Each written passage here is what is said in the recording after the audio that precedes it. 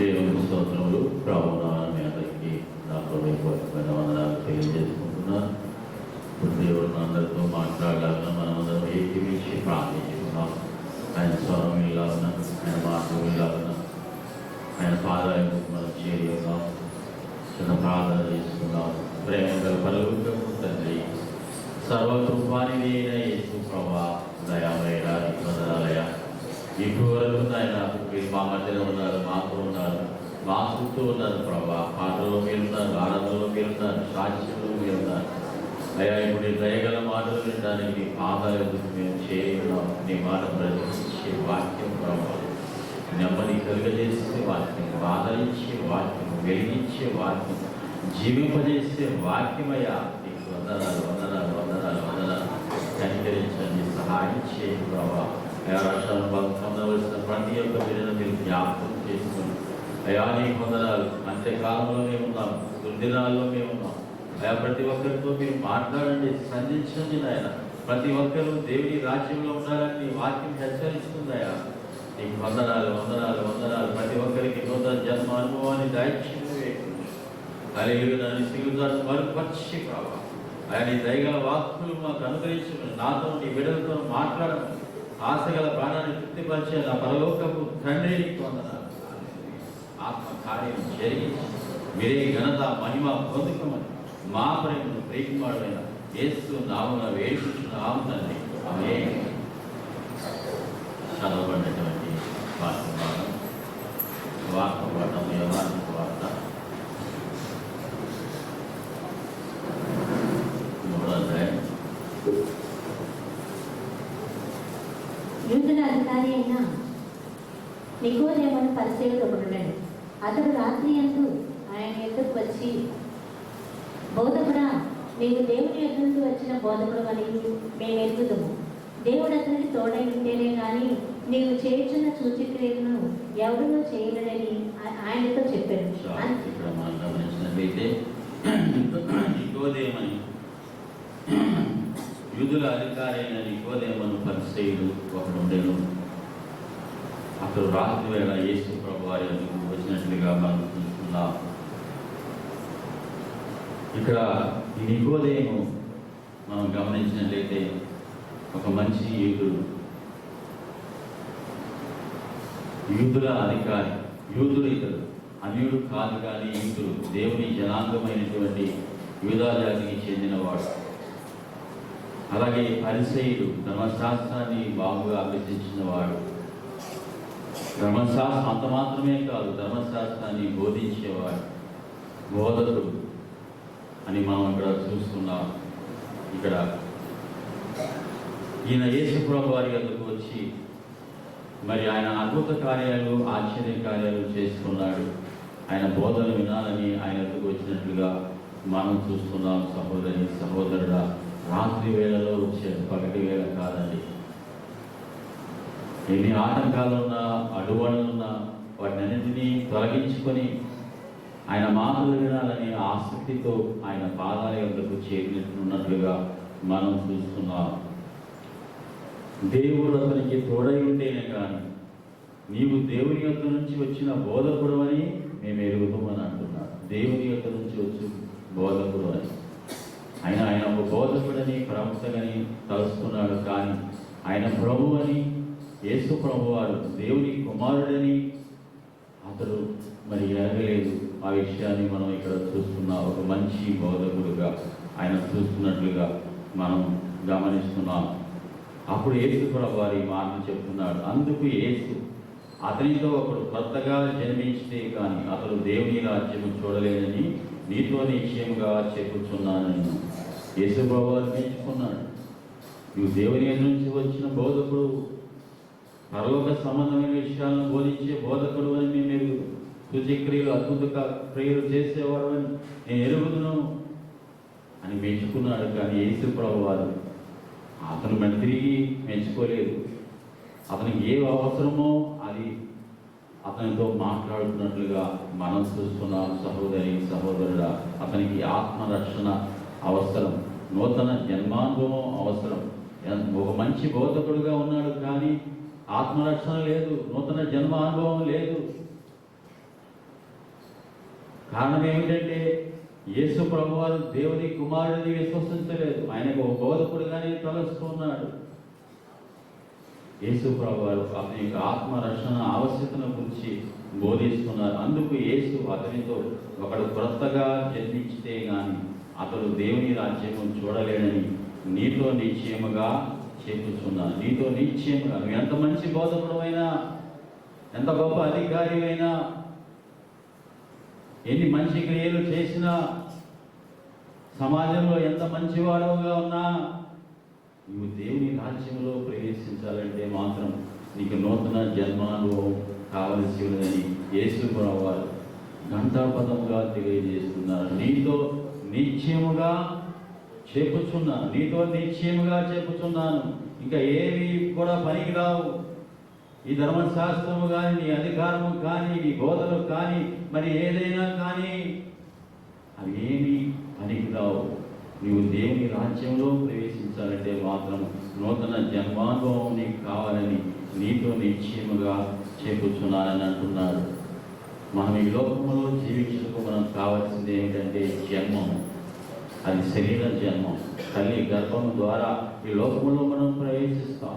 అలాగే దేవుని రాజ్యంలో ప్రవేశించాలంటే కొత్త జన్మము అవసరమైనది. అందుకు నికోదేము ముసలివాడైన మనుషుడు ఎలాగూ జన్మించగలడు? రెండవ మారు తల్లి గర్భమందు ప్రవేశించి జన్మించగలడా అని ఆయన అడుగుగా యేసు ఇట్లనెను. ఇంకా శరీరానుసారముగా ఆలోచిస్తున్నాడు నికోదేము. రెండవ మారు తల్లి గర్భంలో నేను ఇదివరకే పుట్టాను కదా, తల్లి గర్భంలో నుంచి జన్మించాను, ఈ లోకంలో ప్రవేశించాను, మరలా తల్లి గర్భమందు ప్రవేశించి ఈ లోకంలో నేను జన్మించాలా అని అడుగుతున్నాడు నికోదేము. అయితే యేసు ప్రభువారు అంటున్నారు, ఒకడు నీటి మూలముగాను ఆత్మ మూలముగాను జన్మించితే గాని దేవుని రాజ్యంలో ప్రవేశింపలేడని నీతో నిశ్చయముగా చెప్పుచున్నాను. ఒకడు నీటి మూలముగాను ఆత్మ మూలముగాను. నీరు అనగా ఇక్కడ దేవుని వాక్యం. సహోదరుడా, మనమందరము వాక్యం ద్వారా రక్షించబడిన వారమే. వాక్యం అనే బీజము మన హృదయంలో పడినప్పుడు అది మొలకెత్తి ఫలించినటువంటి వారమే. సహోదరుడా, వాక్యము అని దేవుని వాక్యము హెచ్చరిస్తుంది. నీవు నీరయ్యుండెల్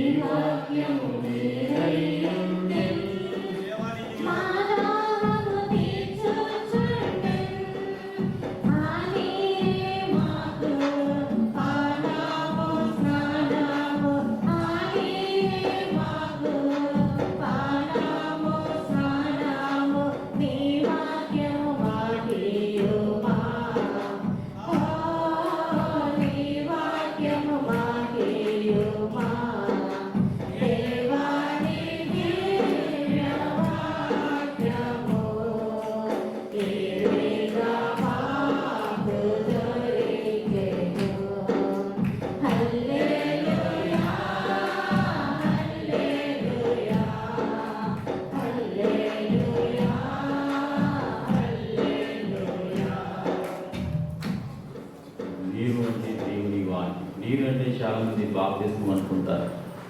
కాదండి సహోదరుడా, కొన్ని విషయాలు బైబిల్ గ్రంథంలో మనం గమనించినట్లయితే కొర్నేలి అనేటువంటి శతాధిపతి, అసలు భక్తి కలిగినటువంటి యూదులు, దాన ధర్మాలు చేసేవాడు, అన్నీ చేసేవాడు. అతనికి రక్షణ లేదు. కానీ అయితే ఎప్పుడైతే పేతురు వచ్చి దేవుని వాక్యాన్ని ప్రకటించాడు, సువార్తను ప్రకటించాడు, దేవుని ఆత్మ అతని మీదకి దిగి వచ్చినట్లుగా మనం చూస్తున్నాం. దేవుని ఆత్మ అతని దర్శించినట్లుగా మనం చూస్తున్నాం. అతడు అన్ని భాషలతో మాట్లాడాడు. చూడండి, అపొస్తలుల కార్యములు చూడండి, అపొస్తలుల కార్యంలో ఉన్నది. రిఫరెన్స్ చెప్పండి. 10వ అధ్యాయం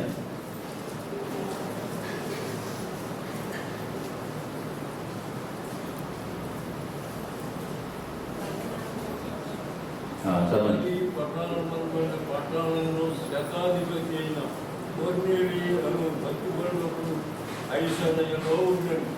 44 మనం చూస్తే పేతురు ఈ మాటలు ఇంకా చెప్పుచుండగా అతని బోధ విన్న వారందరి మీదకి పరిశుద్ధాత్మ దిగను.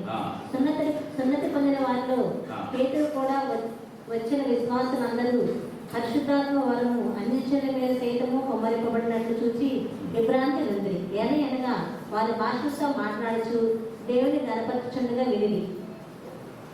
అందుకు పేతురు, మనవలే పరిశుద్ధాత్మను పొందిన వీరు బాప్తిస్మము పొందకుండా ఎవడైనా నీళ్లకు ఆటంకము చేయగలడా అని చెప్పి యేసు క్రీస్తు నామమునందు వారు బాప్తిస్మం పొందవలని ఆజ్ఞాపించారు. ఎప్పుడు వచ్చిందండి? ఎప్పుడైతే వాక్యాన్ని విన్నారో పరిశుద్ధాత్మ వారి మీదకి దిగి వచ్చింది. వారి అంతరంగం మార్చబడింది. వారి హృదయంలో పరిశుద్ధాత్మను ప్రవేశించారు. వారికి నూతన స్వభావం కలిగింది. వాక్యము ద్వారా జన్మించే నీటి ద్వారా అనగా వాక్యము ద్వారా జన్మించారు కొన్ని నీటి వారందరూ. ఆ తరువాత ఏం చేశారండి? బాప్తిస్మం ఇచ్చారు. అలాగే శిలువ మీద ఉన్నటువంటి దొంగ మనం చూస్తే యేసుప్రభు వారి మాటలు విన్నాడు. యేసుప్రభు వారు పరిశుద్ధులు అని గ్రహించాడు. ఈయన ఏ తప్పిదము చేయలేదు. మనకైతే శిక్ష న్యాయమే, మనం తప్పు చేసిన వారమే, ఈ శిక్ష న్యాయమే. యేసు ఈ రాజ్యంలోనికి వచ్చినప్పుడు నన్ను జ్ఞాపకం చేసుకొని ఒక మాట పలికాడు.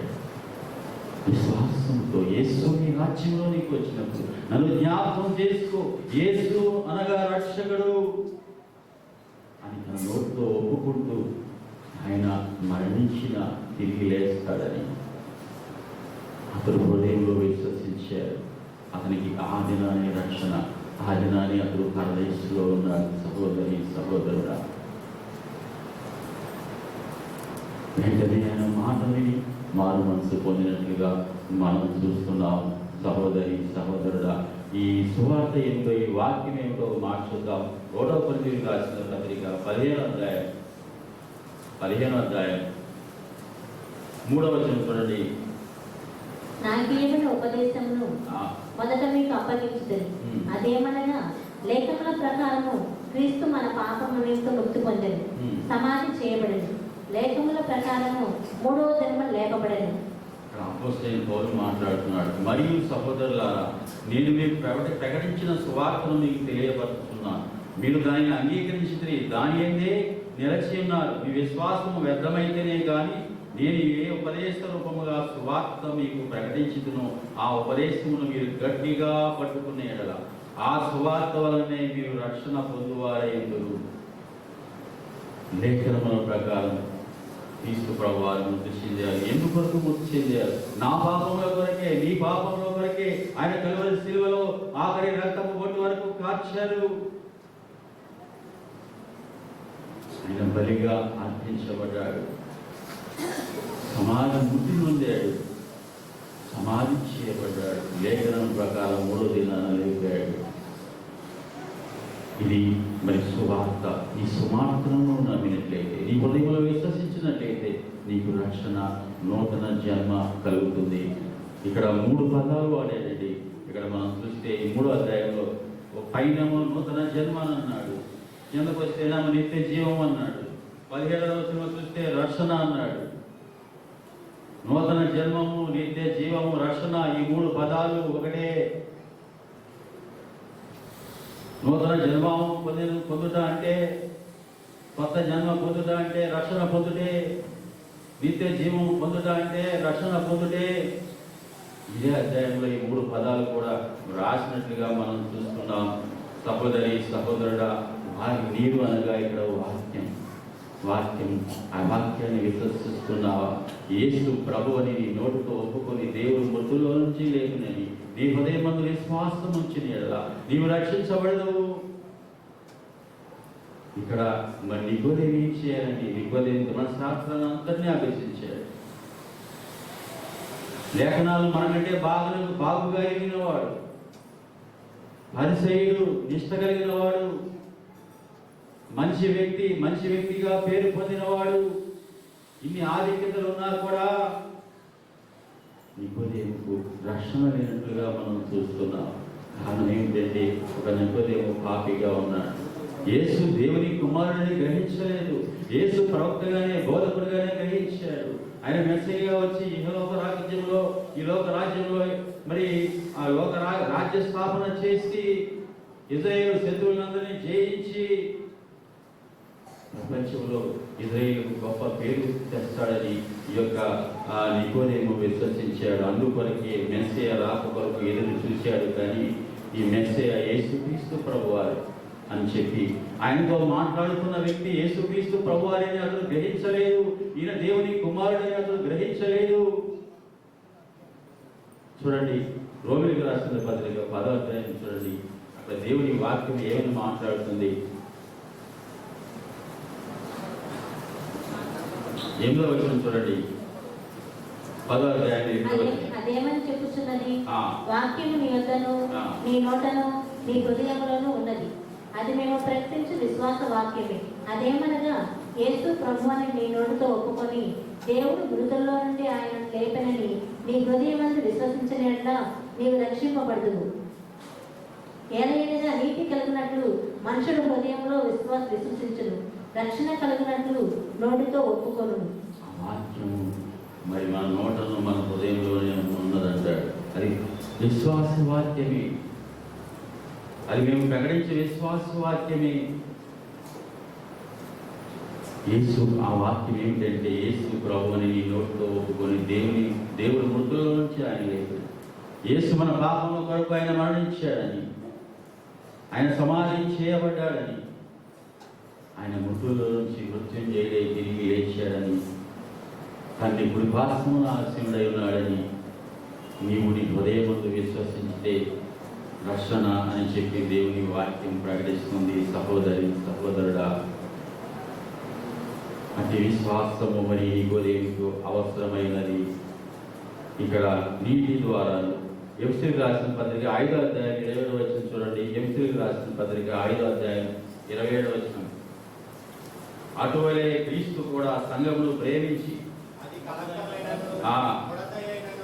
అట్టిది మరి ఏదైనాను లేక పరిశుద్ధమైనది గాను నిర్దోషమైనది గాను ధర్మగల సంఘము గాను ఆయన తన ఎదుట దాన్ని నిలబెట్టుకొనవలనని వాక్యముతో ఉదక స్నానము చేత దానిని పవిత్రపరిచి పరిశుద్ధపరచుటకై దాని కొరకు తను తాను అప్పగించుకొనెను. వాక్యముతో ఉదక స్నానము చేత, వాక్యమనే నీటితో మరి స్నానము చేత వానిని పవిత్రపరచి పరిశుద్ధపరచుటకై దాని కొరకు తను తాను అప్పగించుకొనెను.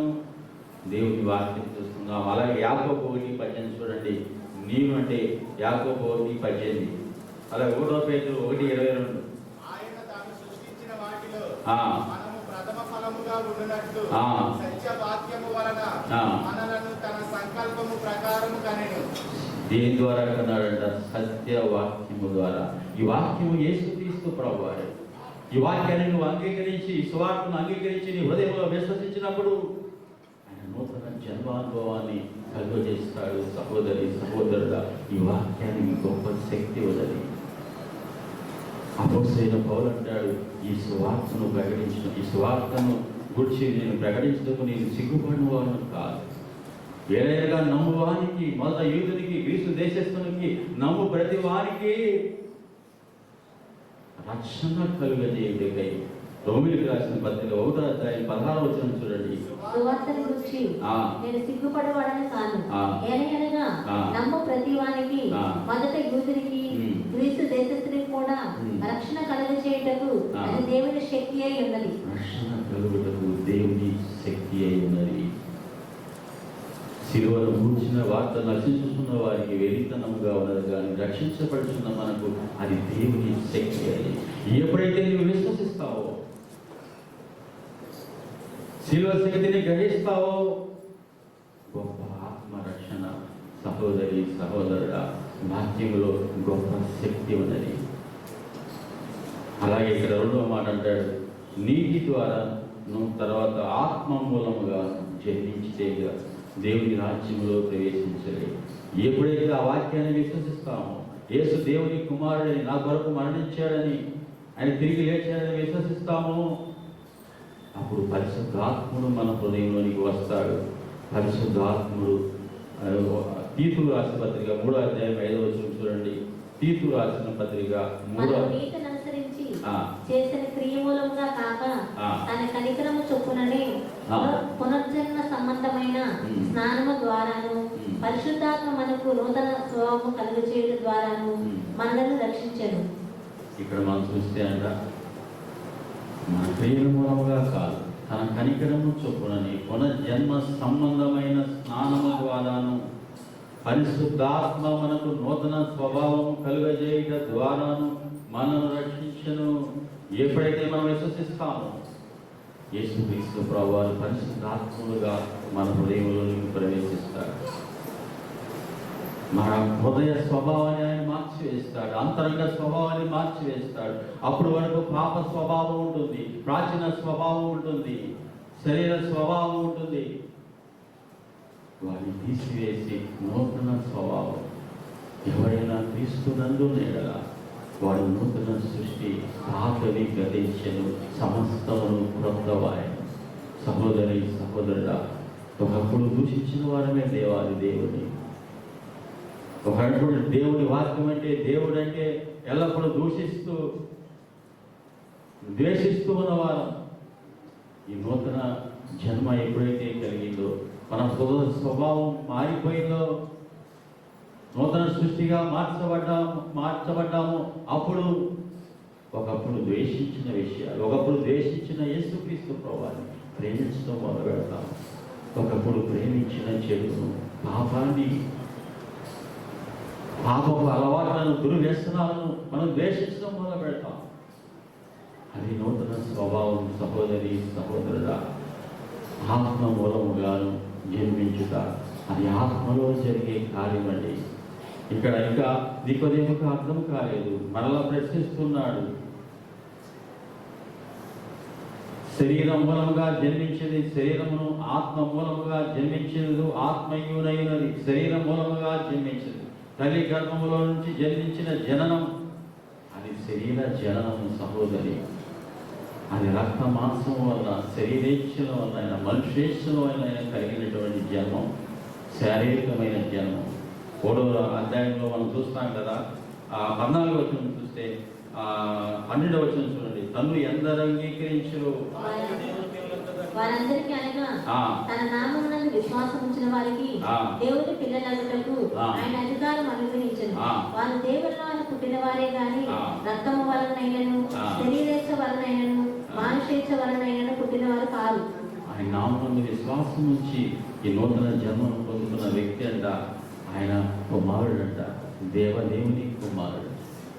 ఎందరూ దేవుని ఆత్మచేత నడిపింపబడ్డో వారు దేవుని కుమారులు అనబడ్డని దేవుని వాక్యమే హెచ్చరిస్తుంది. ఇక్కడ అంటాడు, వారంట దేవుని వల్ల పుట్టిన వారే కాదు, రక్తం వలన, శరీరేచ్ఛల వలన, మనుషేచ్ఛల వలన పుట్టిన వారు కాదు. ఈ శరీర సంబంధమైన జననం కాదు, శారీరకంగా కూడా జన్మించేది దేవుడే. తల్లి గర్భంలో నన్ను నిర్మించేది దేవుడే. అయితే పుట్టిన ప్రతి వ్యక్తి కూడా పాపంతోనే జన్మిస్తున్నాడు, పాపంలోనే జీవిస్తున్నాడు.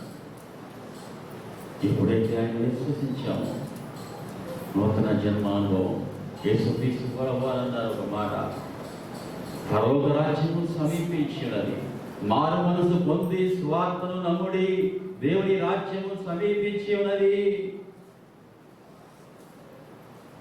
మారు మనసు పొంది సువార్తను నమ్ముడి. దేవుని రాజ్యం అంటే యేసుక్రీస్తు ప్రభువారు. ఆ యేసుక్రీస్తు ప్రభువారు పరలోకం నుంచి భూలోకానికి ఆయన వచ్చాడు.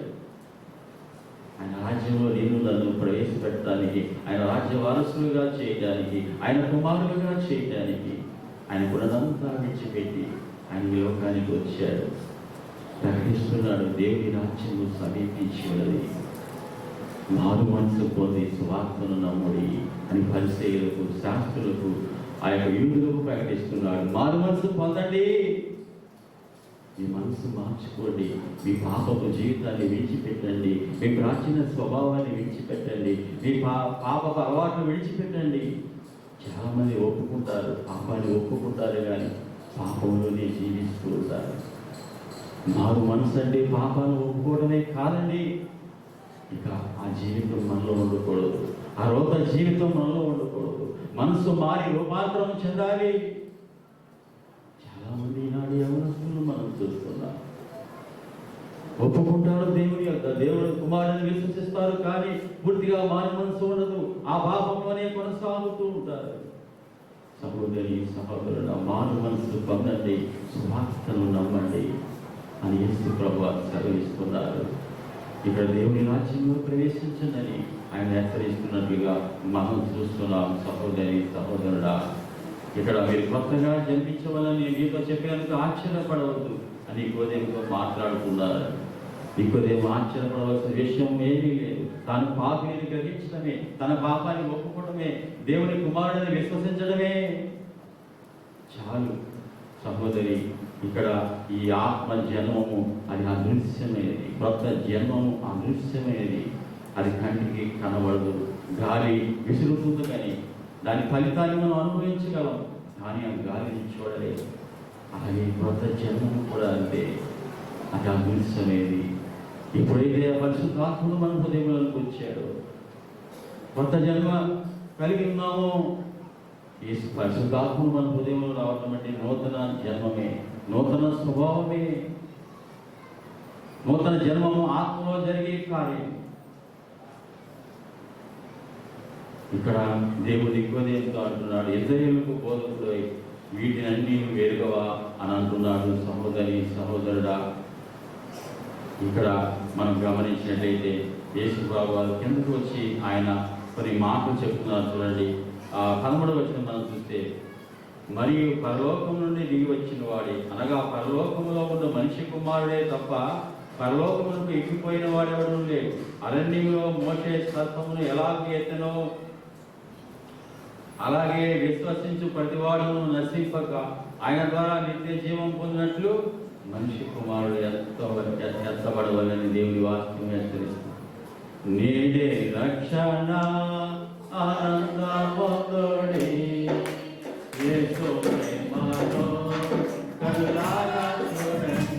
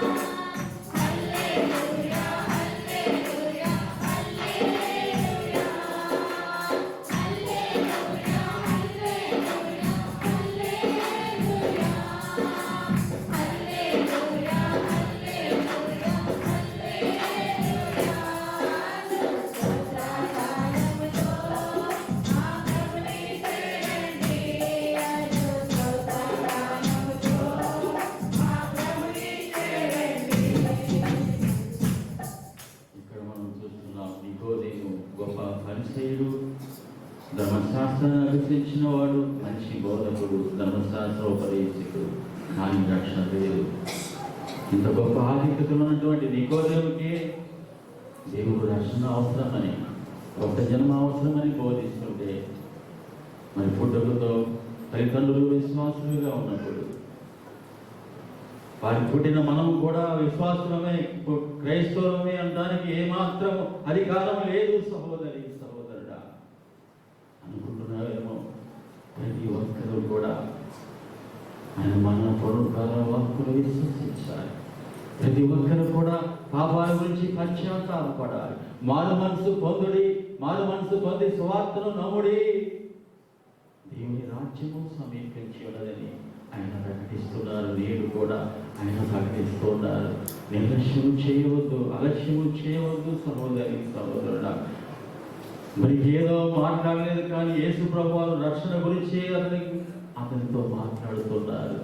నీకు సమయం దొరికినప్పుడల్లా నీ బిడ్డలతో రక్షణ గురించి, మారు మనసు పొందినటువంటి బిడ్డల గురించి, అలాగే బంధువులకు రక్షణ అవసరమైతే వారికి రక్షణ గురించి దేవుని సువర్తమానాన్ని ప్రకటించండి. కొన్ని ఆత్మలైనా దేవుని సన్నిధికి నడిపించండి.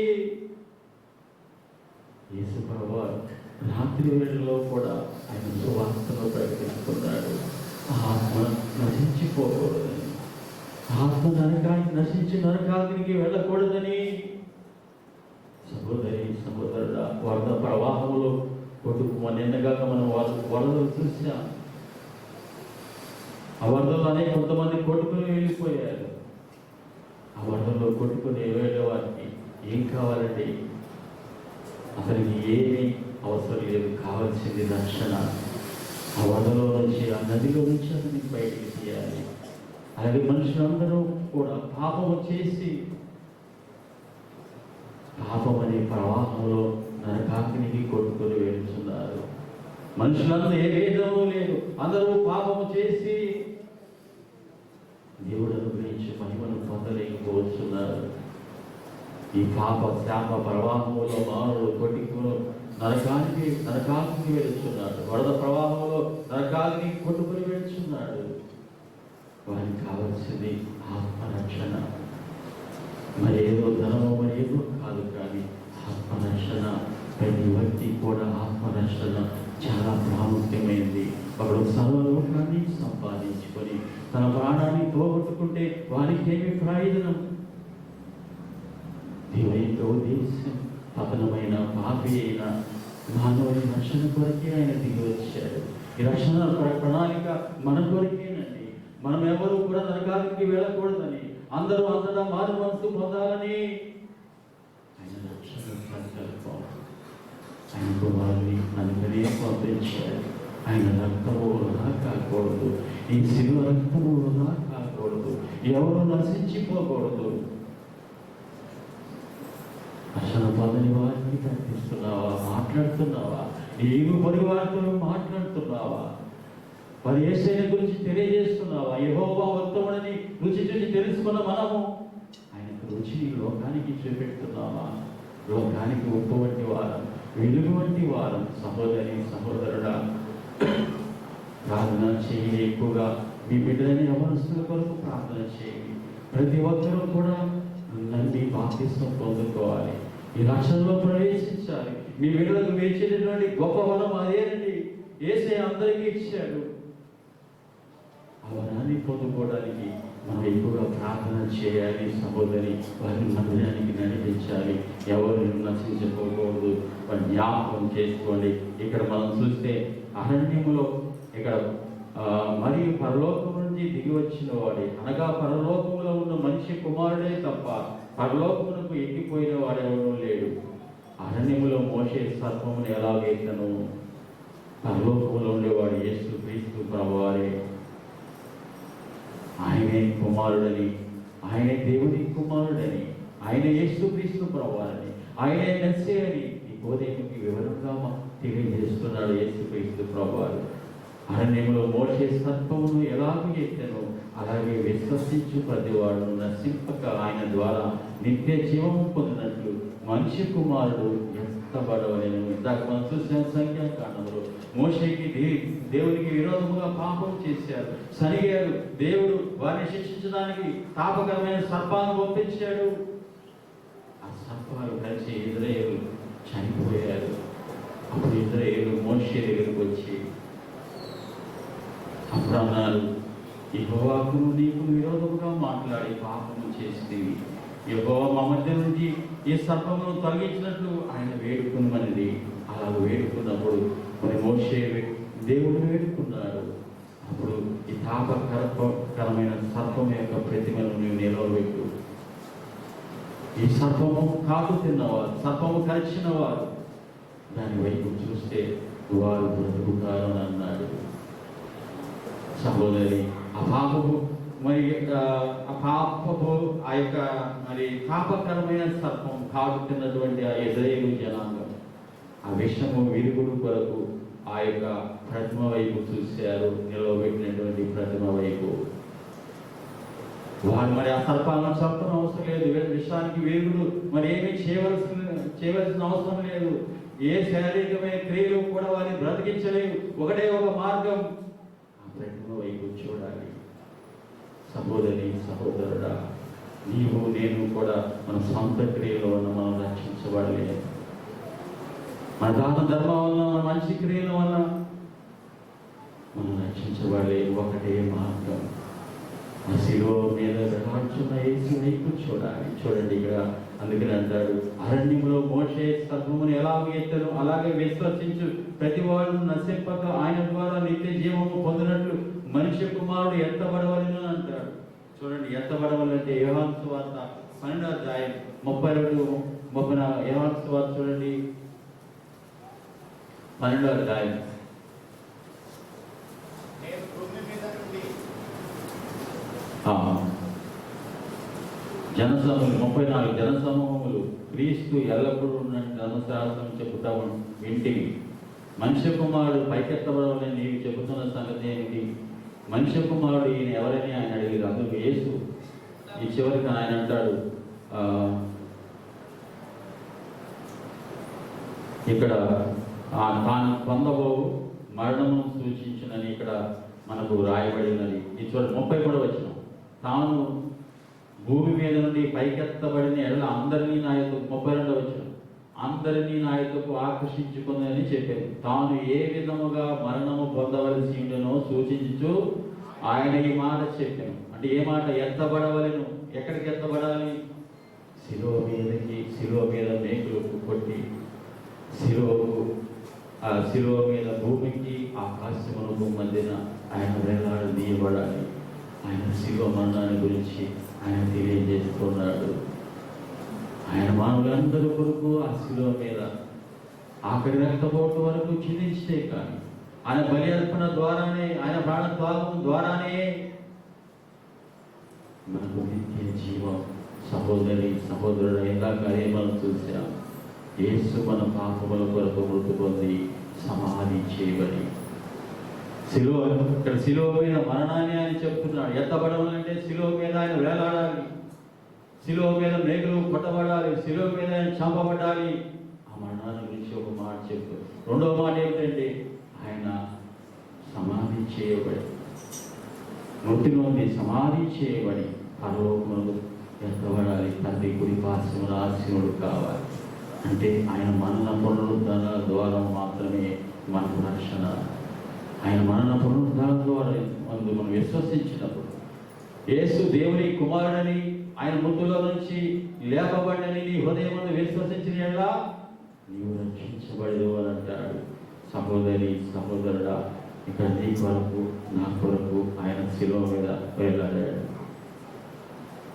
ఈ విశ్వాసము ద్వారా కృపచేతనే రక్షించబడి ఉన్నారు. మీరు విశ్వాసము ద్వారా కృపచేతనే రక్షించబడి ఉన్నారు. అది మీ క్రియల వల్ల కలిగేది కాదు, అది దేవుని గొప్ప వరమే. ఆయన కుమారుని మనం అనుభవించుట, ఆయన కుమారుడి గొప్ప వరం మనం చూస్తున్నాం. సహోదరి సహోదరుడా, ఒక మాట అన్నాడు చూడండి. ఆయన మార్కు సువార్త 12వ అధ్యాయం చూడండి. మార్కు సువార్త 12వ అధ్యాయం. ఒక శాస్త్రి ఆయన ఎదురుకు వచ్చాడు. 12వ అధ్యాయం 34 వచ్చాడు. అతను వివేకముగా నూతనం ఇచ్చినని యేసు గ్రహించి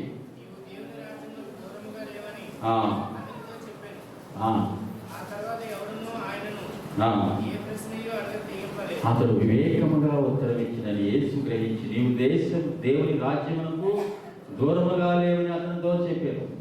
ఇతడు కూడా నికోదేముకు మళ్ళీ మన శాస్త్రి వేగంగా ఉత్తరం ఇచ్చాడు. ధర్మశాస్త్రం అంతా తెలుసు, కానీ దేవుని రాజ్యానికి వెలుపలే ఉన్నాడు. దూరముగా లేడు, దగ్గరగా ఉన్నాడు. దూరముగా లేదంటే దగ్గరగా ఉన్నాడు, కానీ దేవుని రాజ్యంలో ప్రవేశించలేదు.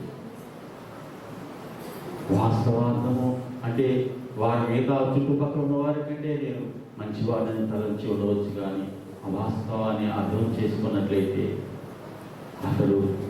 నిత్య నాశనంలోనే ఉన్నాడు. సహోదరి సహోదరుడా, నీవు దేవునికి రాజ్యముకు దూరంగా లేవు. చాలా మంది మందిరానికి వస్తూ ఉంటారు, కానీ వాక్యాలు వింటూ ఉంటారు, పాటలు పాడుతూ ఉంటారు, కానీ ఆయన హృదయం విశ్వసించరు, రక్షణ పొందుకోరు, బాప్తిస్మం పొందుకోరు. నమ్మి బాప్తిస్మం పొందిన వాడు రక్షించబడను, నమ్మని వారికి శిక్షకు విధించబడని దేవుని వాక్యం హెచ్చరిస్తుంది. సహోదరి సహోదరుడా, దేవుని రాజ్యానికి దూరముగా ఉన్నవారు ఎలాగ వారు పాపాలో చనిపోయారో, రాజ్యానికి దగ్గరగా ఉన్నవారు కూడా అలాగే చనిపోతారు. ఒకటే దేవుని రాజ్యంలో ప్రవేశిస్తేనే, రక్షణ పొందుకుంటేనే, నిత్య జీవాన్ని పొందుకుంటేనే మనకు భద్రత. సహోదరి సహోదరుడా, చాలు సుదర్శన్ గారు టిబెట్ దేశానికి వెళ్ళినప్పుడు ఒక వాస్తవమైనటువంటి ఒక కథను ఆయన వింటూ ఉండేవాడట. ఒక అడవిలో ఒక వేటగాడు వెళ్ళాడు. అడవి జంతువులు, సింహాలు ఉన్నాయి, అక్కడ పులులు ఉన్నాయి, అడవి జంతువులు ఎన్నో ఉన్నాయి. ఆ వేటగాడు ఒక సింహాన్ని చూసి తుపాకీతో పేల్చాడు, గురి చూచి. అది గుడి తగ్గిపోయింది. సింహం అతని వెంట పడింది. ఆ వేటగాడి వెంట వేటగాడు పరిగెత్తుకుంటూ దగ్గరలో ఉన్నటువంటి ఒక ప్రయాణికులు ఉండేటటువంటి ఇంటి వద్దకు వెళ్ళాడు. ఆ ఇంటి వద్దకు వెళ్ళి ఆ తలుపు తీసి దాంట్లో ప్రవేశిద్దామని ఇంటిలో చూస్తున్నాడు. కానీ ఆ ఇంటికి తాళం వేస్తుంది. ఆ తాళం చెవి కోసం వెతుకుతూ ఉన్నాడు. ఈలోపు సింహం అతని మీద పడిపోయి అతన్ని చంపివేసింది. అతడు వేటకు వెళ్ళకముందే, ఆ తుపాకి పట్టుకుని వేటకు వెళ్ళకముందే ఆ యొక్క తాళపు చెవిని తన దగ్గర ఉంచుకున్నట్లయితే అతడు ఆ ఇంటిలో ప్రవేశించేవాడు, బ్రతికి ఉండేవాడు. సహోదరి సహోదరుడా, అతను మనం చూస్తే తలుపు ఒకటే అక్కడ అతనికి అడ్డం, తలుపు ఒకటే అడ్డం. సహోదరి సహోదరుడా, అలాగే దేవుని రాజ్యానికి వెలుపల ఉంటే మనకు భద్రత లేదు, రక్షణ పొందకుంటే మనకు భద్రత లేదు. దుష్టుడు సాతాను గర్జించే సింహం వలె ఎవరిని మెరుగుతున్నారో అని చూస్తున్నాడు. ఎవరు కూడా రక్షణ పొందుకోకూడదని, నిత్య రాజ్యంలో ప్రవేశించకూడదని వాడు వెంటాడుతున్నాడు. సహోదరి సహోదరుడా, దేవుని రాజ్యంలో ఉంటేనే మనకు భద్రత, నూతన జన్మానుభవం కావాలి. జ్ఞాపకం చేసుకోండి, నోవహు కూడా ఆ దినాల్లో మనం చూస్తే నోవహు ఎన్నో దినాలు స్వార్థను ప్రకటించాడు. మీరు పాపాలు ఒప్పుకోండి, మీరు మారు మనసు పొందండి, మీరు విశ్వసించండి, దేవుని యందు విశ్వసించండి అని చెప్పి 100 సంవత్సరాలు విశ్వాసముతో అతడు వాడును నిర్మించాడండి. ఆ వాడు నిర్మించినప్పుడు వారందరికీ కూడా సువార్త ప్రకటించాడు. అసలు తెలియదు నోహుకి వర్షం అంటే భూమి మీద అప్పటి వరకు వర్షం లేదు, కేవలం మంచు వరకే. ఎదురు రాజు పత్రికలో చూస్తే అది వరకు చూడని సంగతుల గురించి, అది వరకు ఎన్నడూ చూడని సంగతుల గురించి నోవహు హెచ్చరించబడిన వాడే తన ఇంటి వారి రక్షణ కొరకు ఓడను సిద్ధపరచుకునేను. విశ్వాసంతో రక్షణ ఓడను సిద్ధపరచుకున్నాడు. ఆ వాడకు ఒకే ద్వారం అనేది.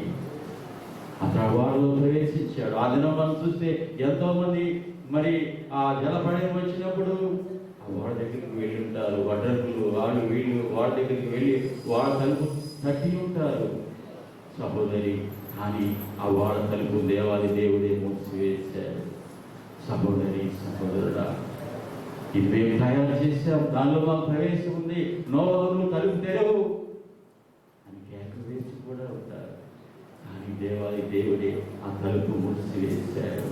ఇంకా వాడలో ప్రవేశం లేదు. కాలం ముగియబడుతుంది.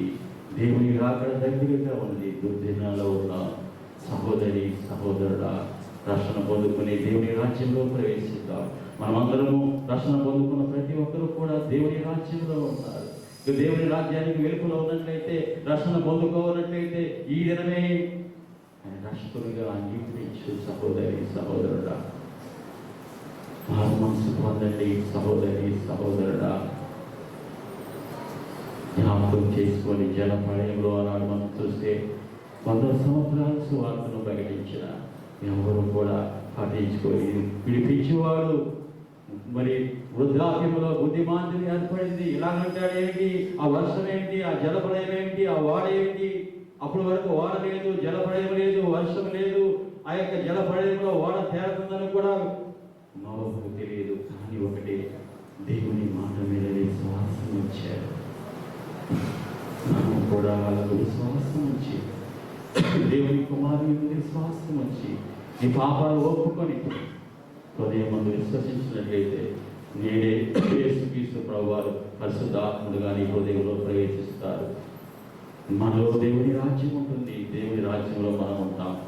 దేవుని రాజ్యం అంటే మన హృదయం విశ్వసించిన మన హృదయాల్లో దేవుని పరిపాలన ఆయన నివసిస్తాడు. సహోదరి సహోదరుల జ్ఞాపకం చేసుకోండి. చిన్న ప్రార్థన చేసుకుందాం. మనం పరిశీలించుకుని చిన్న ప్రార్థన చేసుకుందాం. ప్రేమగల పరలోకపు తండ్రి, సర్వకృపానికి యేసు ప్రభువా, అయా ఎంతమంది రక్షణ పొందవలసి ఉన్నదో మీరు జ్ఞాపకం చేసుకోండి. అయా ప్రతి ఒక్కరిని మీరు దర్శించండి ప్రభువా. రక్షణ ఉచితమే కాదని ఎంతో విలువైనది. ఎంతో మంది నిర్లక్ష్యం చేసుకున్నారయ్యా ప్రభువా. నేడే రక్షణ దినం, నేడే అనుకూల సమయం. ఇంత గొప్ప రక్షణ నిర్లక్ష్యం చేసిన ఎలాగో తప్పించుకుందామని మీరు ప్రార్థిస్తున్నారు ప్రభువా. యవనస్తులైనా విశ్వాసం ఉంచారు కానీ బాప్తిసం ముందుకు రాలేకపోతున్నారు. అనేక మంది బిడ్డలు ఉన్నారు ప్రభువా, లోకానికి భయపడుతున్నారు. అవి మనుషులు ఏదో నన్ను ఒప్పుకోకపోతే నేను పరలోకం ఉన్న తండ్రి ఏదో ఒప్పుకొని అంటున్నారయ్యా. నీకు వందనాలు, సహాయం చేయి. ప్రతి ఒక్క బిడ్డకి దర్శించండి ప్రభువా, దర్శించండి, తాకండి నాయన. హృదయాలు తెరవండి ప్రభువా. అయా నేను స్వీకరించడానికి తమ హృదయంలో చేర్చుకోవడానికి ప్రభువా మీరు సహాయం చేయమని వేడుకుంటున్నారు ప్రభువా.